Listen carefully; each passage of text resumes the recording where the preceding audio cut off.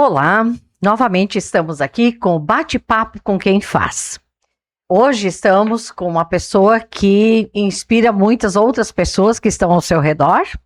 Para nós é uma alegria recebê-lo nesse bate-papo, né?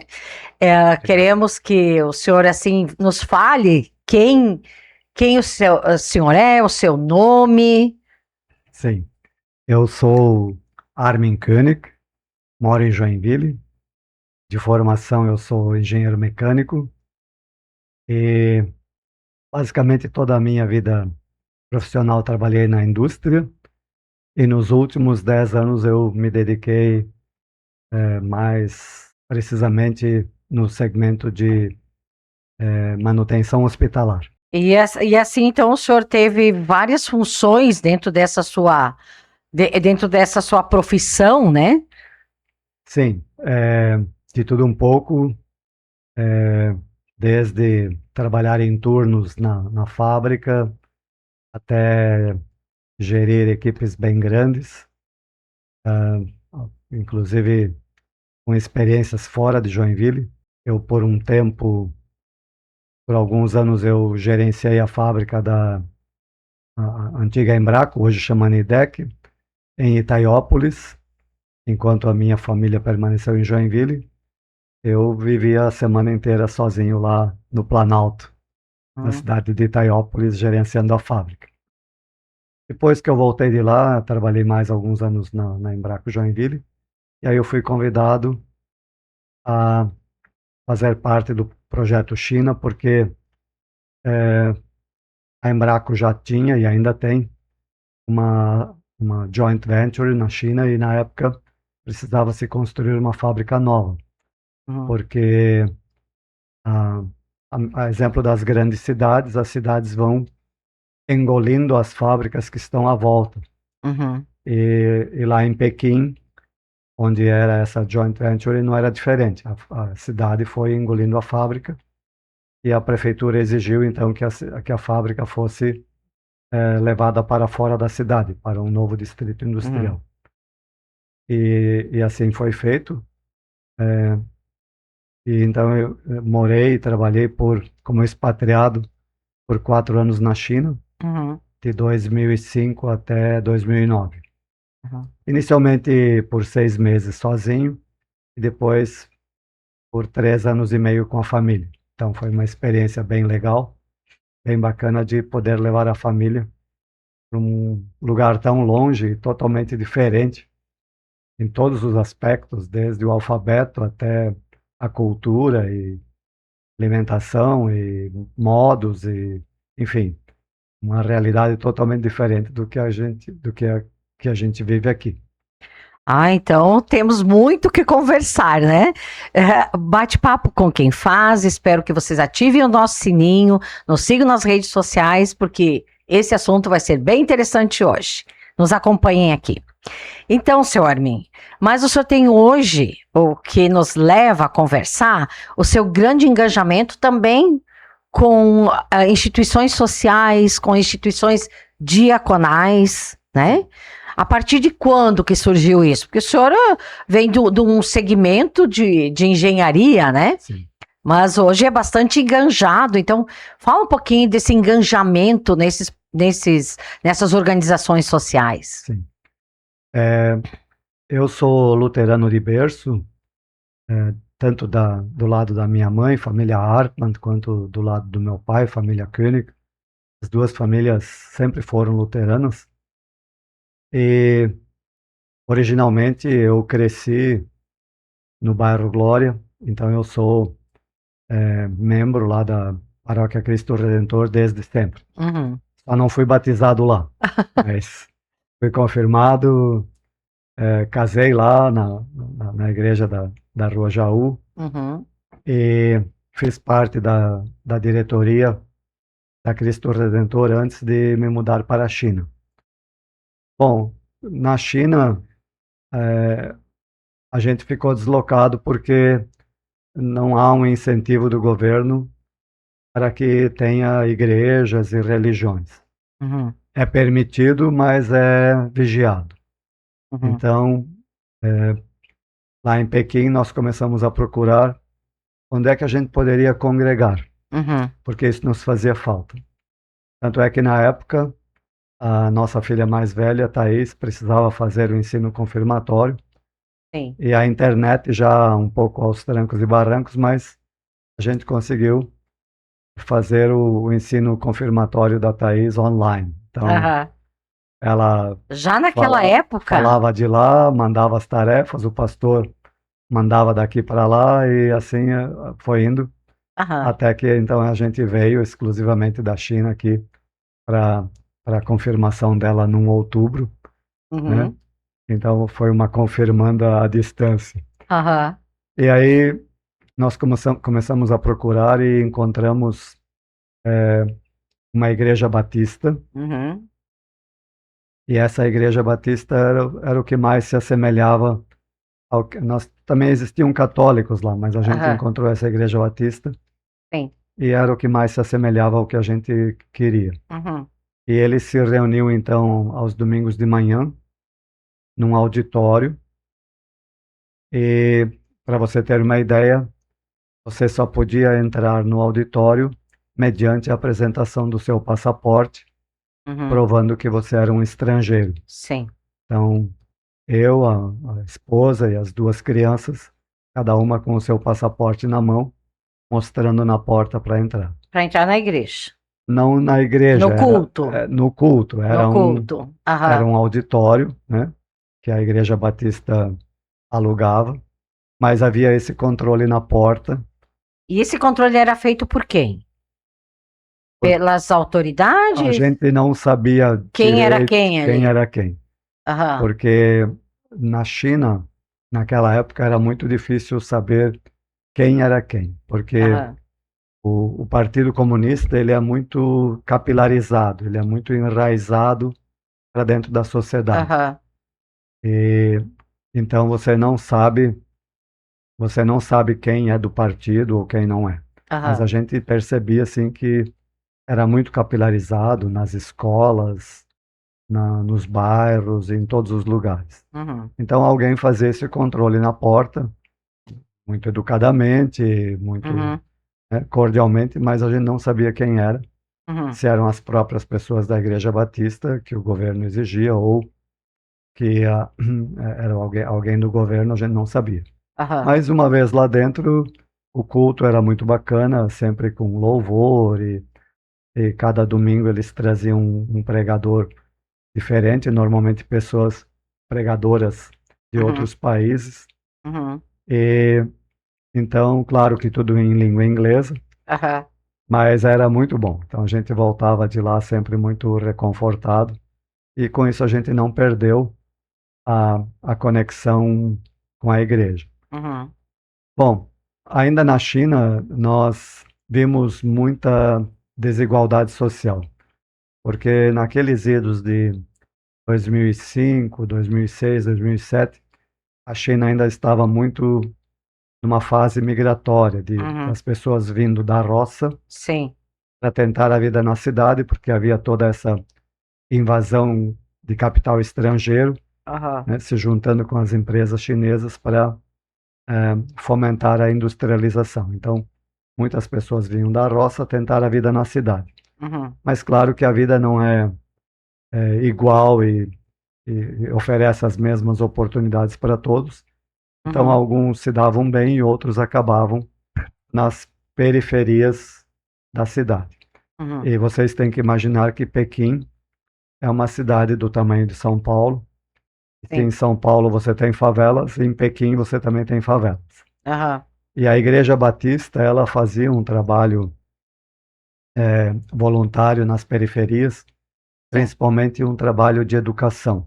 Uhum. Então, mesmo que a gente não soubesse falar mandarim, que é Sim. a língua oficial lá, mas você podia ajudar em língua inglesa, porque havia também voluntários que falavam e que eram chineses, que sabiam o mandarim, e essas pessoas interfaceavam então com as comunidades.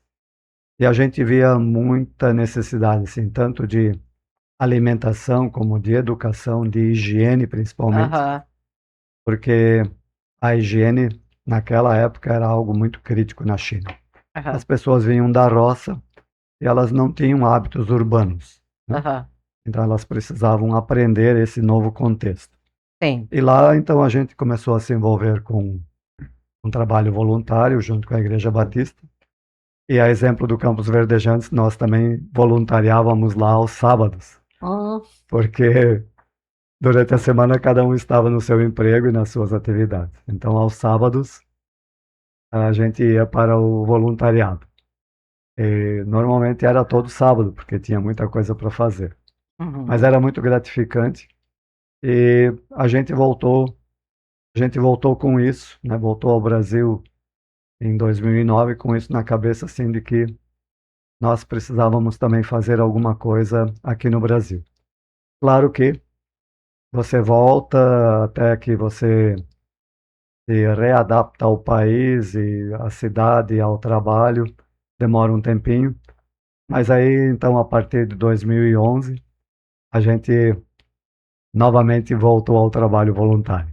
É, e esse trabalho voluntário que segue até hoje, né? O senhor com a sua família segue esse engajamento, né? Sim, E é justamente esse bate-papo é com pessoas que se engajam em causas, né? sim, Que causam impacto na vida de muitas pessoas e que são invisíveis, né? sim, A grande maioria nem sabe o que que é isso, né? Porque não tem um marketing atrás disso, né? isso. Nós somos aquelas pessoas, as pessoas voluntárias que fazem acontecer as coisas, mas que não tem os holofortes, né? É verdade, Que é marcam, verdade. né? Mas e é isso que a gente quer conversar e fazer da visibilidade, que atrás de toda a questão social nesse país, como em todo mundo, há muitas pessoas enganjadas e voluntárias, né? Sim. Então, um pouquinho dos campos verdejantes. Como é que é a sua história ali com os campos verdejantes, né? Na verdade,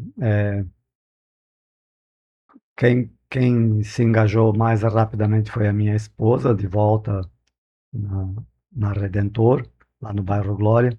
Uhum. E então ela sempre gostou de atuar na diaconia, então ela estava lá. E eu estava só mais assim, auxiliando um pouquinho a diretoria da Redentor. E aí a, a Valmy Becker, na época, convidou, ah, por intermédio da catequista Cristina Henrich, Uhum. convidaram para conhecer o trabalho da FLADEP, que na época Ah, se na época era chamava Fladep, FLADEP. né? Uhum. E então nos convidaram para conhecer o projeto lá, um projeto lá em Campo Alegre e tal. E aí eu e a minha esposa começamos a nos dedicar, né, começar a Aham. conhecer FLADEP junto com a Cristina, junto com a Valme. A E Valme é a diácona Valme, emérita, né? isso, isso. E é a catequista Cristina, que também é emérita hoje. Emérita também, São duas, ambas, são isso, duas, catequistas eméritas e na época elas estavam no projeto da FLADEP.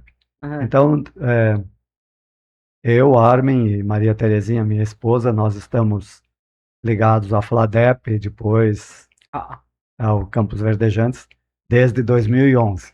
aham, Então já estamos aí caminhando para 15 anos uhum, de voluntariado nesse projeto.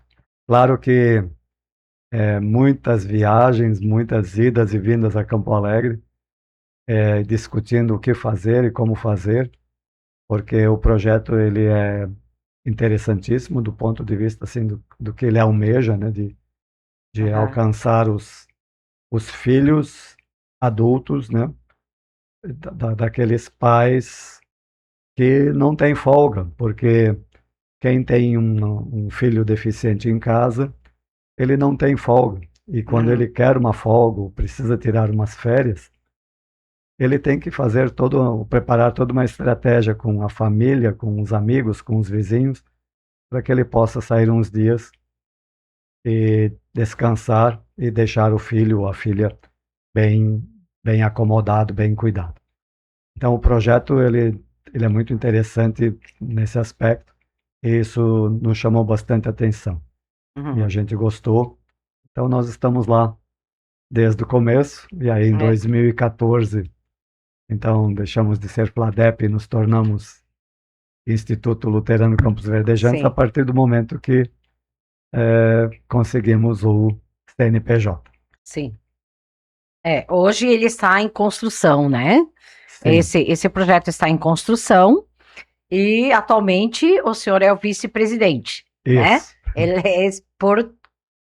é este ano e o próximo ano, né? isso. O nosso mandato sempre é de 2 anos, Né? e então atualmente sou o vice-presidente, presidente a Doroteia Abar, de São Uhum. Bento do Sul, de Campo Alegre, na verdade. Ela reside em Campo Alegre, É. né?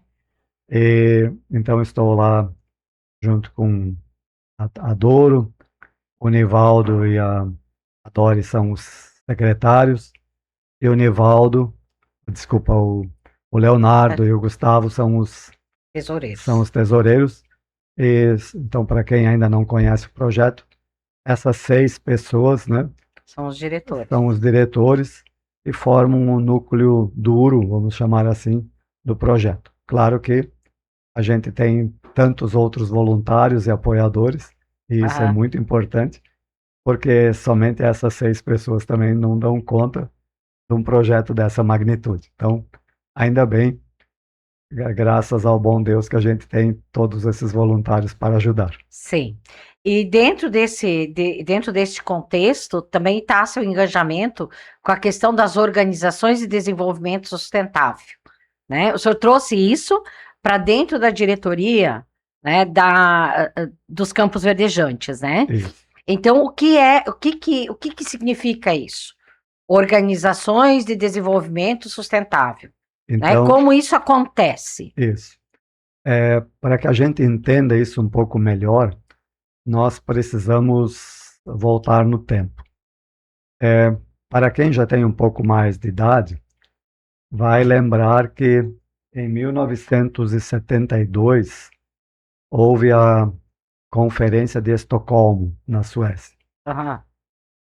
Mas alguns militantes, algumas pessoas preocupadas com o meio ambiente, com esse planeta, já vêm antes disso discutindo a questão da poluição e do controle das águas e assim por diante, né, da vida nos oceanos, assim por diante.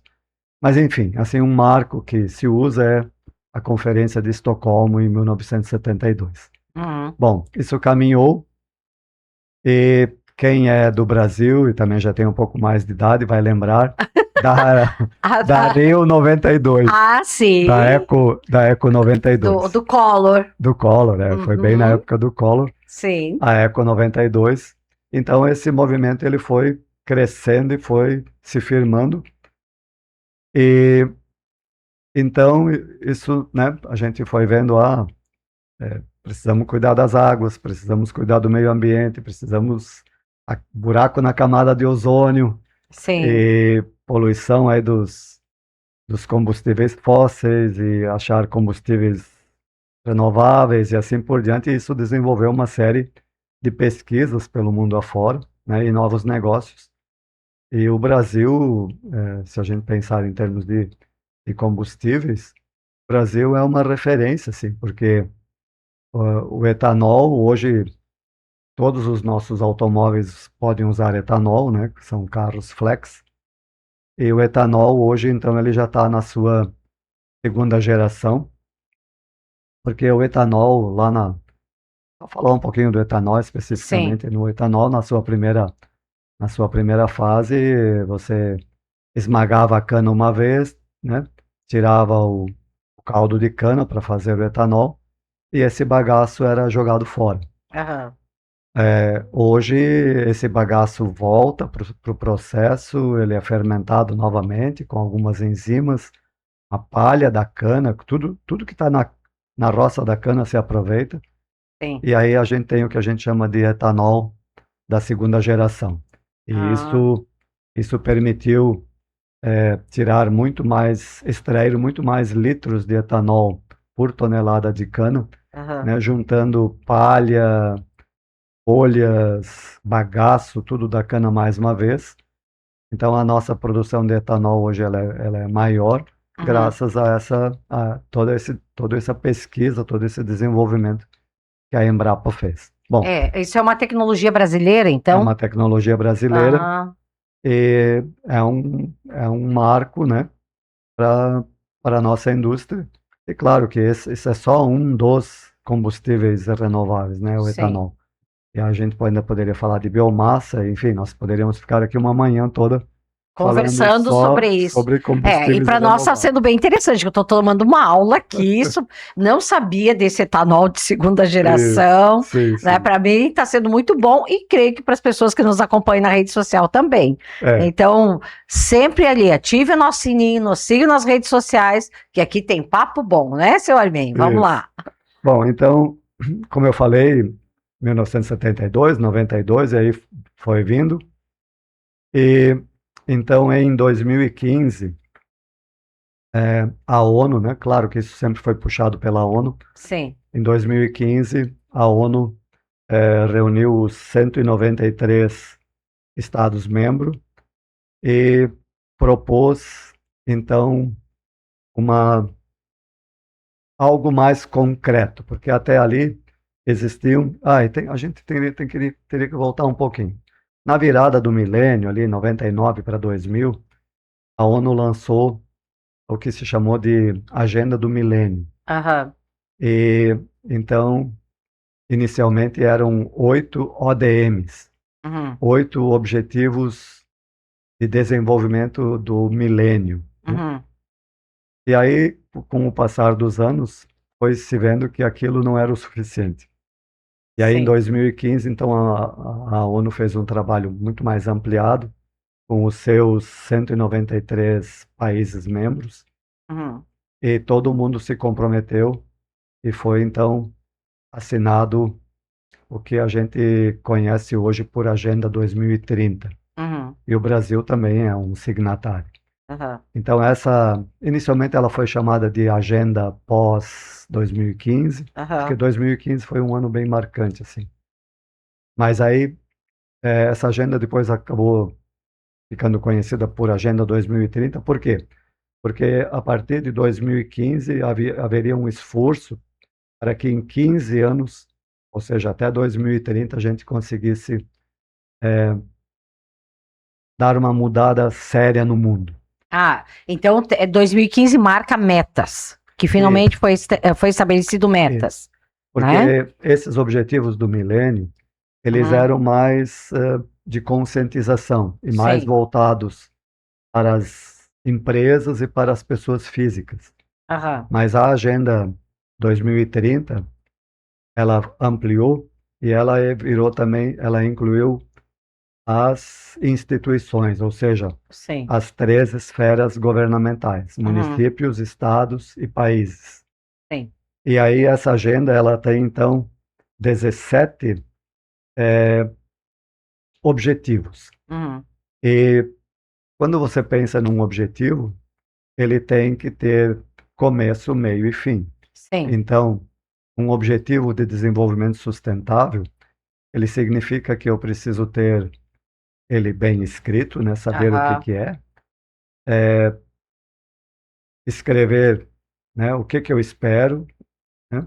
Eu Sim. preciso ter a capacidade de medir e avaliar os resultados. Sim. Então eu vou dar então assim, a ONU junto com os países estabeleceram 17 ODS.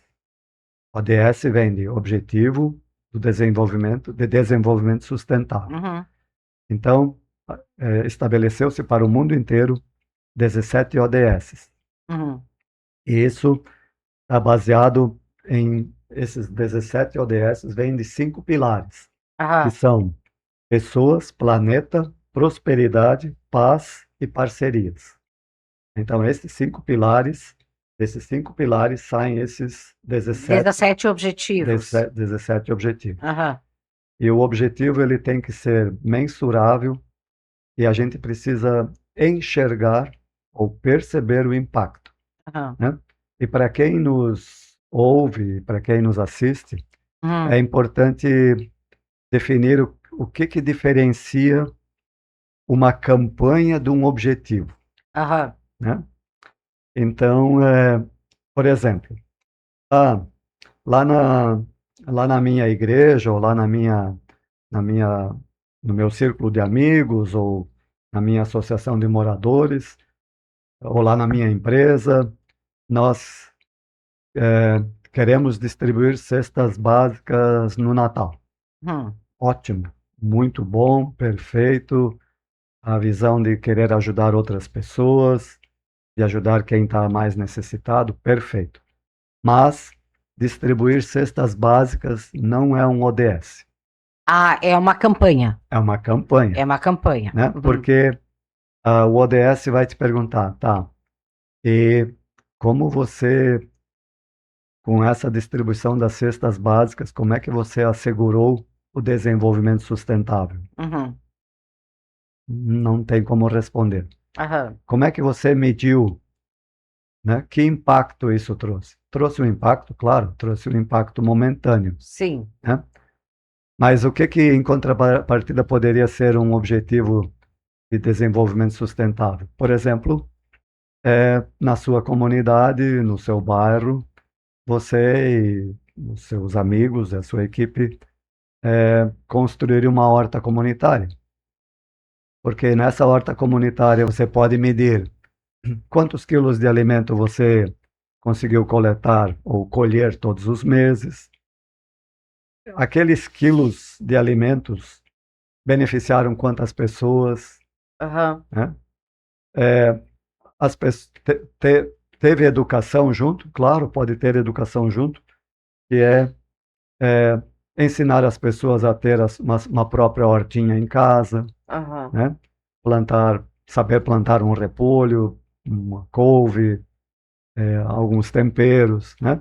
Então aí sim, quando você consegue medir e avaliar o impacto, a partir dali se torna um ODS. Antes disso é só uma campanha. Então, Ah, tá. a ONU tomou esse cuidado porque para que a gente não fique só na propaganda, só, né, dizendo, eu fiz uma boa ação, mas o quão concreta, o quanto de impacto ela gerou. E eu queria ainda falar um pouquinho mais Uhum. dos ODS para vocês, Aham. porque a ONU, ela reconheceu que o planeta não é igual, né? Ou seja, as dificuldades que o Brasil enfrenta são diferentes das dificuldades que um país da África enfrenta ou que a Coreia do Sul lá na Ásia enfrenta. Então a ONU ela disse que os 17 objetivos permanecem, são iguais para todos os países, só que existe a territorialização, ou seja, você pode adaptar os objetivos para a sua realidade, para o seu país. Aham. E aqui no Brasil, isso foi deixado a cargo do IPEA, do Aham. Instituto de Pesquisas Econômicas e Aplicadas, que é Aham. um órgão ligado ao governo, que ajuda o governo. Então, só para dar um exemplo aqui, né?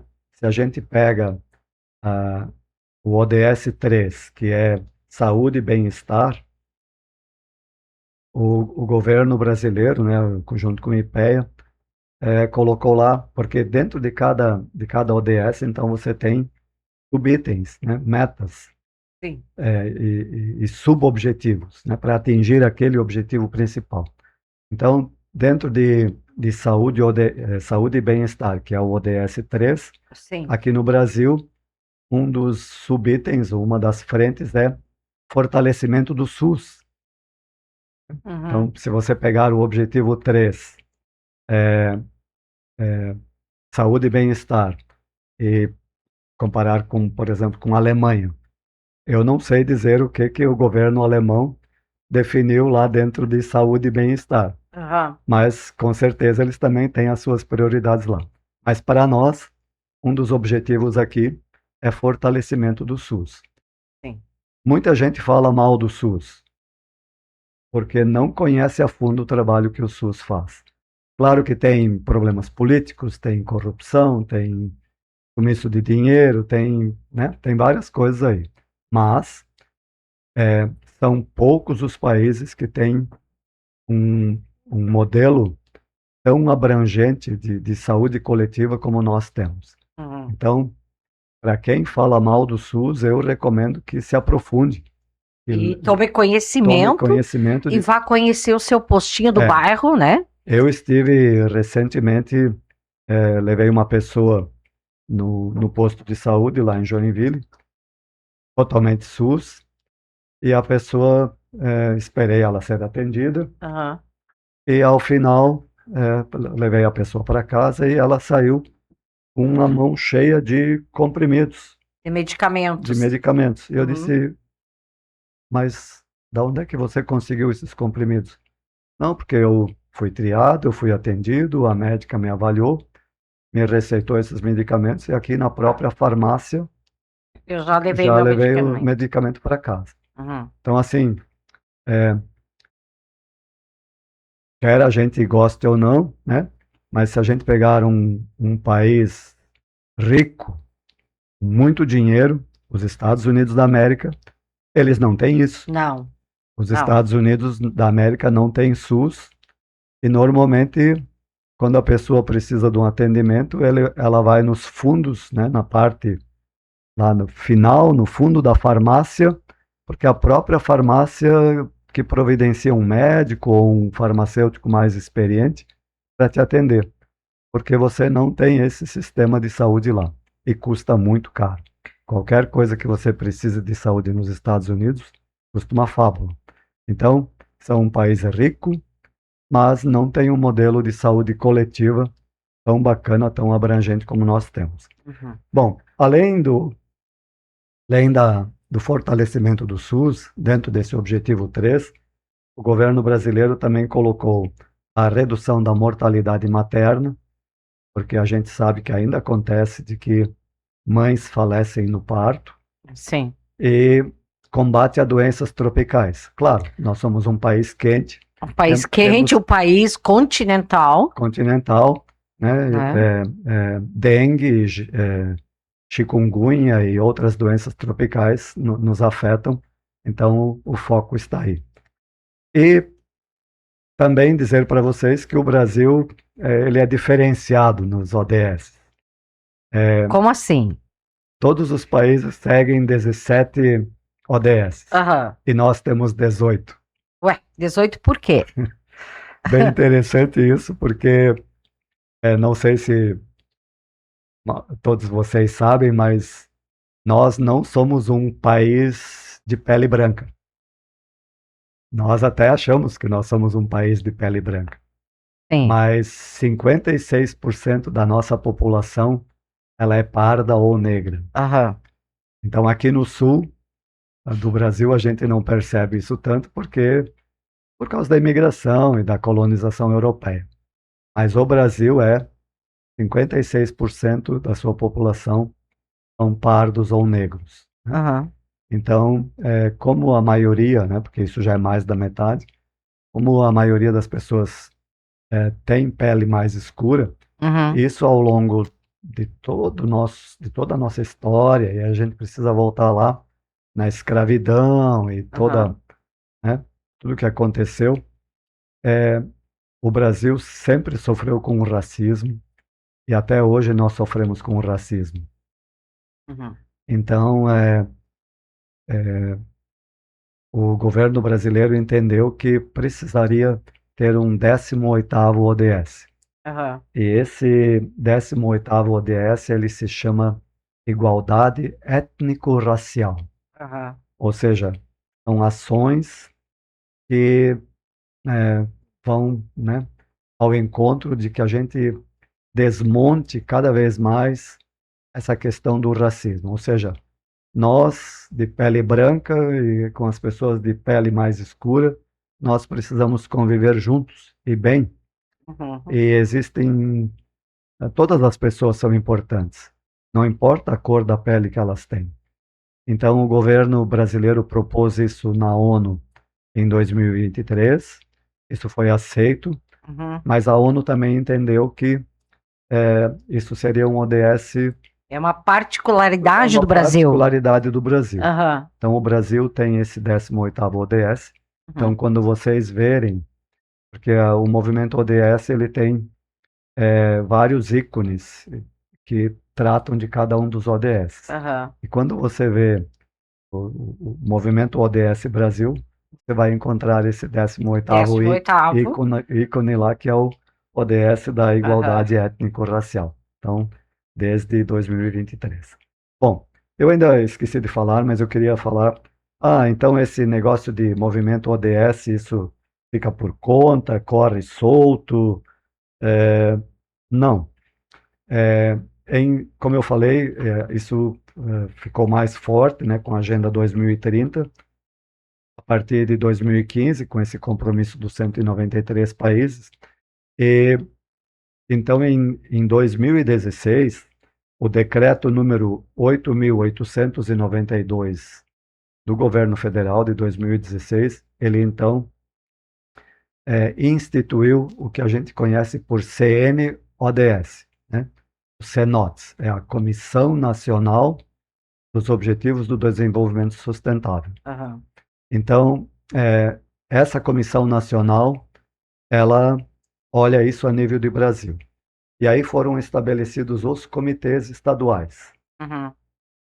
E aí, a partir dos comitês estaduais, os comitês regionais. Sim. Então, voltando lá para a nossa realidade de Campo Alegre, onde está o Instituto Luterano Campos Verdejantes, nós somos signatários, nós entramos no movimento ODS ano passado, julho de 2025. Sim. Então, nós estamos ligados ao núcleo ODS São Bento do Sul. São Bento. Isso. Então, o núcleo São Bento do Sul abrange ali Campo Alegre, Rio Negrinho e outros municípios. Aham. Então, nós estamos ligados ali. A partir os núcleos, então, precisam depois reportar para o ODS estadual, né? Uhum. O comitê estadual. E o comitê estadual, então, reporta Ao nacional. ao nacional. De forma que todo ano o governo consiga medir, porque como você mencionou antes, somos um país... Ele tem que ter o índice, né? Isso. Os indicadores. Isso, porque o país ele precisa também prestar contas na ONU, Aham. para ver, né, a nível mundial, nós vamos atingir todas as metas até 2030 ou não? Uhum. De certeza não. Nós já sabemos que Esses objetivos, eles são lançados justamente como um grande desafio, são né? grandes desafios, mas o Brasil com certeza não atingirá plenamente os seus 17 ou 18, né? Os seus 18 ODS até 2030. Então, com certeza, esse trabalho vai continuar para frente. Vale a pena também mencionar de que, ok, então, nós tornamos signatários do movimento ODS em julho do ano passado, podemos usar o selo, podemos usar o material gráfico oficial do movimento ODS, mas também temos que prestar contas dos nossos objetivos. das nossas atividades, dos nossos objetivos, né? Então, todo ano, até o dia 10 de março, a instituição precisa prestar contas, precisa preencher o relatório e enviar para a regional e depois para o estadual, para que gradativamente se construa o relatório 2025. Né? Então, núcleo estadual, federal, construção do grande relatório do Brasil, depois enviar para a ONU. Então, eu, Armin, como representante do Campos Verdejantes no movimento ODS, estou com a missão de preparar o relatório até o dia 10 de março. Claro que o movimento ele é bem organizado, então isso tudo já está no formulário Google, então tudo funciona bem, né? Mas, claro que eu vou precisar da ajuda dos meus colegas de diretoria, porque, como você mencionou há pouco, a gente faz tanta coisa ao longo do ano e nem sempre registra tudo adequadamente. Então, o movimento ODS, ele vai nos educar, né? Sim. E antes você me perguntou um pouco sobre o ODS na questão da educação. Como nós entramos no ano passado, em julho, foi um tempo agora que eu precisei para também tomar pé da situação. E aprendizado, né? Porque Sim, a gente não mensura muitas vezes. A isso, gente faz muitas coisas, isso, mas a gente não mensura. E esses objetivos do desenvolvimento sustentável justamente vêm para mensurar, né, isso, o impacto das ações que a gente faz. exatamente. Mas isso exige da gente uma certa disciplina, né? Com certeza, Porque realmente nós, digo nós, né, das instituições, se faz tanta coisa e muitas vezes a gente não registra, né? verdade, Não registra. isso, E daí? E isso de novo vem para nos lembrar que precisamos registrar. isso. Se um dia a gente quer o reconhecimento, a gente precisa escrever e falar sobre isso, né? É bem assim. Então, já está borbulhando aqui na minha cabeça de Aham. que ao longo de 2026,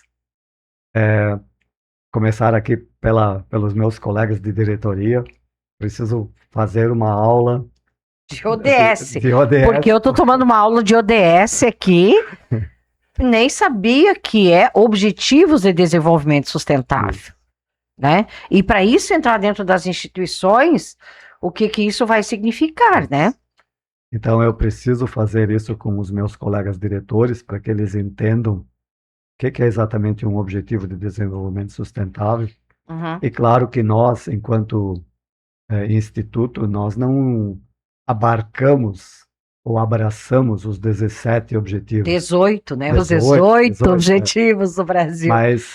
Mas com certeza nós nos incluímos em alguns deles. Por exemplo, Uhum. saúde e bem-estar, que é o objetivo Sim. 3, ali nós estamos, porque está na nossa missão, né, de promover Promover cuidado e e bem-estar para acolhimento. acolhimento. Então, nós precisamos, sim, fazer um letramento, uma educação básica com os nossos diretores e, num segundo passo, com todos os voluntários, E todos os membros, né? todos os membros, todas as pessoas que pontualmente ou regularmente participam do Campus Verdejantes, né? Porque se você entende a missão do Campus Verdejantes e entende também o desafio e a missão e o que se busca com os ODS, muda o teu olhar, né? E Uhum. você vai começar a olhar de uma forma mais crítica para a sociedade, para tudo que nós estamos vendo aí, né? Então, quando, quando a gente quando a gente vê na TV, né, falando de um certo presidente aí que quer comprar um outro país, porque Ah, porque lá debaixo da terra em cima tem muito gelo, mas mas embaixo tem algo bem. embaixo tem muito petróleo e terras raras. Isso não é ODS, né? Uhum. Porque ODS é parceria, é trabalhar em conjunto, né? E não simplesmente ir lá e comprar. Então eu realmente quero assim, incentivar quem está nos assistindo para que entre lá no site do IPEA, Uhum. porque lá está muito bem explicadinho cada ODS, com os seus, né, subitens e o que o governo brasileiro busca e também as medições que foram feitas até aqui. E estamos bem, não estamos bem, em alguns ODS melhores, em outros mais atrasados. Entre lá, né, no IPEA, Instituto de Pesquisas Econômicas e Aplicadas. Entre lá, dê uma olhada, procure por ODS, você vai encontrar muito material bom lá, e é o material oficial, é o material do governo. E eu queria finalizar aqui a minha fala sobre os ODS, e eu quero, assim, trazer a mesma mensagem que a ONU quando trouxe, Eles vão cortar. quando a ONU trouxe essa Agenda 2030, com os 17 objetivos para nós 18, onde a mensagem final é: não deixar ninguém para trás. Né? Se nós pensarmos no planeta, que são praticamente 8 bilhões de pessoas, e você dizer não deixar ninguém para trás, isso é um trabalho grande, porque hoje a gente sabe que uns poucos têm demais e uma grande maioria não tem nada ou tem muito pouco. Então, não deixar ninguém para trás significa não deixar ninguém com fome, não deixar ninguém sem roupa, não deixar ninguém sem uma assistência à saúde. Ou seja, para quem é de um cunho cristão, sabe das 7 misericórdias 7 obras de misericórdia, né? diaconal. É colocar isso na É prática. colocar isso na prática. Então, os ODS vão muito nessa direção da obra diaconal, né? Não deixar ninguém para trás. E claro que esse não é um desafio simples, mas é isso que se busca, não deixar ninguém para trás. E então, venha, ajude, lembre que campanha é diferente de objetivo de desenvolvimento sustentável. E o primeiro passo que a gente precisa é estudar. A gente precisa entender, Conhecer. Porque eu tomei uma aula aqui hoje, né? Então, muitas pessoas não sabem, sim, né? E eu também não tinha todo esse conhecimento, não, porque a gente vê siglas e mais siglas, né? Sim. Então, a gente só tem para lhe agradecer também, né, o seu empenho de pesquisa, de conhecimento, de transmitir isso para a gente e de incentivar, e impulsionar e inspirar as pessoas a buscar esse conhecimento e esse engajamento. Exatamente. Cada um de nós fazendo aquilo que consegue, que pode, né? E sempre se diz que muitas pessoas pequenas, em muitos lugares pequenos, dão passos pequenos que podem mudar a face do mundo. Exatamente. E é nisso que a gente precisa acreditar e continuar caminhando, né, senhor Armin? Isso. Entender globalmente, mas agir localmente. Localmente, né? Isso. Esse é o nosso desafio. Isso. Então, olha, ative o sininho ali, nos acompanhe na rede social. Muito obrigado, senhor Armin. E logo mais teremos outro bate-papo com gente que faz. Muito obrigada. Sempre às ordens. E tenhamos êxito também na busca, né, desses objetivos dentro dos campos verdejantes. Assim esperamos. Obrigado a todos que nos assistem e até uma próxima oportunidade. Obrigado. Muito obrigado.